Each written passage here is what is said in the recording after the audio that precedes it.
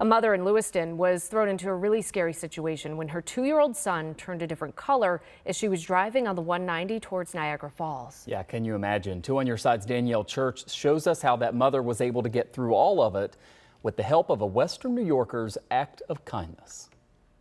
Susan Rosansky's 2-year-old son Casper has never been sick.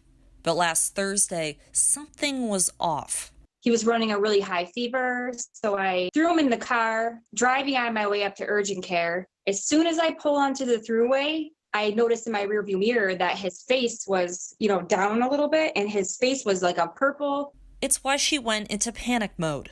I was just so hysterical. And pulled over to the side of the road. All I knew was that, I had to hurry up and get a reaction out of him. I had to see if he was alive. Susan tried to flag down anyone who might be able to save her son. All of a sudden, this white SUV pulls up, and he just immediately knew what to do. He was calling me over, trying to talk me through all of this. Her savior's name is Ryan Suter. He was on his way home from work when he noticed Susan and Casper. And I said, just get in the car, just get in the car. Ryan drove them to Mount St. Mary's Hospital as quickly as he could. I could smell his tires burning. He said his car was smoking, after all this. He stayed with me when I went to the hospital before they could call me back to tell me he was okay, my son. It turns out Casper had a severe case of roseola, a common virus young kids get. It was also at the hospital Ryan realized he didn't just help out some strangers. She's like, call my husband. And she said her husband's name, and that's the gentleman I went to school with, actually in high school. Mm-hmm. And I recognized the name, and I'm like, oh my God, I know you.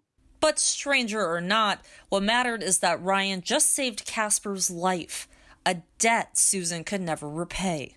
I would say thank you so much for stopping, and I wish I could give him some sort of reward, but nothing seems like it would be appropriate for saving my child. That's really all the father of 2 needs anyway. I just hope that somebody would act the same way that I would in a situation like that. An answer nothing short of what you'd expect from a true hero. Danielle Church, Channel 2 News.